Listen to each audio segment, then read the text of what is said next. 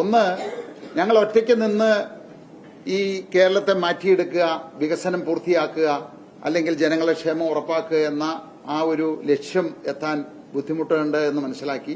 രണ്ട്, ഞങ്ങളെ ഈ മണ്ണിൽ നിന്ന് തന്നെ തുടച്ചു നീക്കണമെന്ന് LDFും UDFും 25 പാർട്ടിക്കാർ തീരുമാനിച്ചപ്പോ അതിന് തടയിടണം, അല്ലെങ്കിൽ അതിനൊരു മാറ്റം വരണം, അതിന് പകരം വീട്ടണം എന്നുള്ളൊരു വാശി കൂടിയാണ് ഞങ്ങൾക്കതിപ്പോൾ. നമസ്കാരം. ഞാൻ ആദ്യമായിട്ടാണ് തിരുവനന്തപുരത്ത്, കാരണം എറണാകുളത്തുള്ള മാധ്യമങ്ങളെ എല്ലാവരെയും എനിക്ക് നേരിട്ട് പരിചയമുണ്ട്, ആദ്യമായിട്ടാണ് തിരുവനന്തപുരത്തേക്ക് വരുന്നത്. അതും ഇങ്ങനെയുള്ളൊരു എന്റെ ജീവിതത്തിൽ അല്ലെങ്കിൽ 2020 പാർട്ടിയെ സംബന്ധിച്ച് ഏറ്റവും നിർണായകരമായ ഒരു തീരുമാനമായിരുന്നു അത്. ഞങ്ങൾ ഒരുപാട് ആലോചിച്ച് എടുത്തൊരു തീരുമാനമാണ്.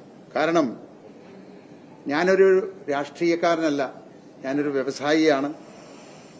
രാഷ്ട്രീയത്തിലേക്ക് വരാനായിട്ടുണ്ടായ സാഹചര്യം തന്നെ ഈ ഇവിടുത്തെ LDFും UDFും മാറി മാറി ഭരിച്ച് ഈ കേരളത്തെ കട്ടുമുടിച്ച് ഇവിടെ ഈ നാട് നശിപ്പിക്കുന്ന കണ്ട് മനം മടുത്തിട്ടാണ് ഇതിനൊരു മാറ്റം വരുത്തണം. അതിനു വേണ്ടിയിട്ടാണ് ഞാൻ രാഷ്ട്രീയത്തിലേക്ക് വന്നത്. അങ്ങനെയാണ് ഞങ്ങൾ 2020 എന്ന ഒരു പാർട്ടി ഉണ്ടാക്കിയതും കഴിഞ്ഞ 14 വർഷക്കാലമായിട്ട് ഞങ്ങളുടെ പാർട്ടി ഒഫീഷ്യലായിട്ട് രജിസ്റ്റർ ചെയ്തത് 10 വർഷമേ ആയിട്ടുള്ളൂ. പക്ഷെ 14 വർഷമായിട്ട് ഞങ്ങൾ കേരളത്തിന്റെ വികസനത്തിന് വേണ്ടിയിട്ട്, ജനങ്ങളുടെ ക്ഷേമത്തിന് വേണ്ടിയിട്ട് ഒട്ടനവധി മാതൃകാപരമായ കാര്യങ്ങൾ ഞങ്ങൾ നടപ്പിലാക്കി. അതിന്റെ ഏറ്റവും വലിയ ഒരു ഉദാഹരണമാണ് ഭക്ഷ്യസുരക്ഷ.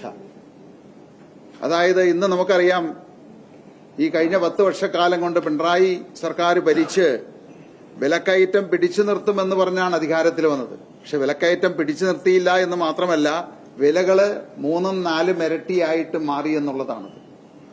ഇവിടുത്തെ ഒരു സാധാരണക്കാരന്, പാവപ്പെട്ടവന് ജീവിക്കാൻ പറ്റാത്ത, ഒരു നേരം പോലും വയറ് നിറച്ച് ഭക്ഷണം കഴിക്കാൻ പറ്റാത്ത സാഹചര്യത്തിലേക്ക് കാര്യങ്ങൾ നീങ്ങിയിരിക്കുകയാണ്. അപ്പോ ഈ കേരളത്തെ മാറ്റിയെടുക്കാനായിട്ടുള്ള ശ്രമത്തില് ഞങ്ങൾ ഒറ്റയ്ക്ക് നിന്ന് കഴിഞ്ഞാൽ തീർച്ചയായിട്ടും അത് എത്രത്തോളം പ്രായോഗികമായിട്ട് നടപ്പിലാകും എന്നുള്ള ഒരു ആശങ്ക ഉണ്ടായിരുന്നു. അതിനേക്കാൾ ഉപരി ഞങ്ങളുടെ വളർച്ച കണ്ടുകൊണ്ട് ഈ കഴിഞ്ഞ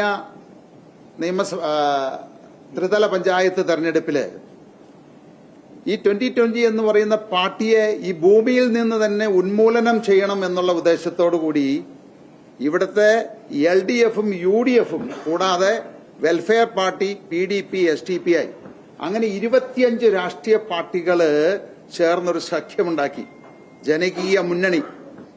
അവരങ്ങനെ 25 പാർട്ടികൾ ഒന്നിച്ചു നിന്ന് ഒരേ സ്ഥാനാർത്ഥികളെ നിർത്തിയാണ് ഞങ്ങൾ മത്സരിച്ച സ്ഥലങ്ങളിലെല്ലാം അവര് ഞങ്ങളെ നേരിട്ടത്. അപ്പോ അത് തന്നെ ഈ പ്രസ്ഥാനം എത്രത്തോളം മനുഷ്യരുടെ മനസ്സുകളിൽ, സാധാരണക്കാരുടെ മനസ്സുകളിൽ എത്തിച്ചേർന്നിട്ടുണ്ട് എന്നുള്ളതിന്റെ ഉദാഹരണമാണത്. അപ്പോൾ ഞങ്ങളെ ഈ ഭൂമിയിൽ നിന്ന് തന്നെ ഉന്മൂലനം ചെയ്യണം എന്ന് തീരുമാനിച്ച് അവര് ഒരേ സ്ഥാനാർത്ഥികളെ ഒരേ ചിഹ്നത്തില്, ഈ തവണ എനിക്ക് തോന്നുന്നു കേരളത്തിന്റെ ചരിത്രത്തിൽ തന്നെ ആദ്യമായിട്ടായിരിക്കും LDFും UDFും സ്വന്തം ചിഹ്നത്തിൽ മത്സരിക്കാതിരുന്നത് 2020 മത്സരിച്ചിരിക്കുന്ന പ്രദേശങ്ങളിലാണ്. അരിവാൾ ചുറ്റിക ഉണ്ടായിരുന്നില്ല, കൈപ്പത്തിയും ഉണ്ടായിരുന്നില്ല. അപ്പൊ എത്രത്തോളം ലജ്ജാകരമായിട്ട്, എത്രത്തോളം അവര് തകർന്നിരിക്കുന്നു എന്നുള്ളതാണ് കാണുന്നത്. അപ്പോ ഞങ്ങളെ ഇല്ലാതാക്കാൻ ശ്രമിച്ചിട്ടും ഞങ്ങൾ 89 സീറ്റുകൾ, ഞങ്ങൾ ഭരിച്ചുകൊണ്ടിരുന്ന 2 പഞ്ചായത്തുകൾ ഞങ്ങൾക്ക് നഷ്ടപ്പെട്ടുവെങ്കിലും പുതുതായിട്ട് 2 പഞ്ചായത്തുകൾ പിടിച്ചെടുക്കാനും 2 പഞ്ചായത്തുകൾ നിലനിർത്താനും ഞങ്ങൾക്ക് സാധിച്ചു. ഞങ്ങളുടെ സീറ്റുകളുടെ കാര്യത്തിൽ 10% ഉയർച്ച കൊണ്ടുവരാൻ സാധിച്ചു. വോട്ടിംഗ് ശതമാനത്തിൽ ഞങ്ങൾക്ക് 3% കഴിഞ്ഞ തവണത്തേനേക്കാൾ കൂടുതലായിട്ട് കൊണ്ടുവരാൻ സാധിച്ചു. അപ്പോ തകർക്കാൻ പറ്റാത്ത ഒരു രാഷ്ട്രീയ പാർട്ടിയായിട്ട് 2020 വളർന്നിരിക്കുന്നു എന്നുള്ളതാണ്.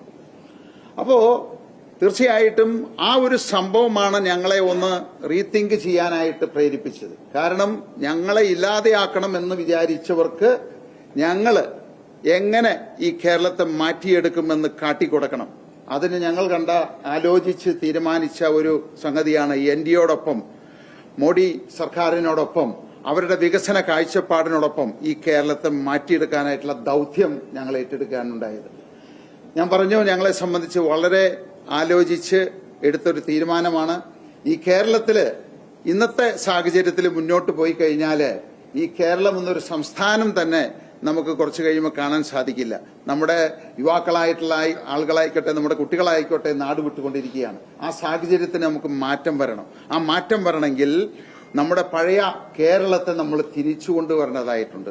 അതിനായിട്ടാണ് NDAയുടെ കൂടെ ചേർന്ന് ഇതോടൊപ്പം ആ വികസന കാഴ്ചപ്പാടോടൊപ്പം വികസിത കേരളം യാഥാർത്ഥ്യമാക്കുക എന്നുള്ളതാണ് ഞങ്ങളുടെ ലക്ഷ്യം. അതിനുവേണ്ടിയിട്ടാണ് ഞങ്ങൾ ഈ ഒരു തീരുമാനമെടുത്തിരിക്കുന്നത്.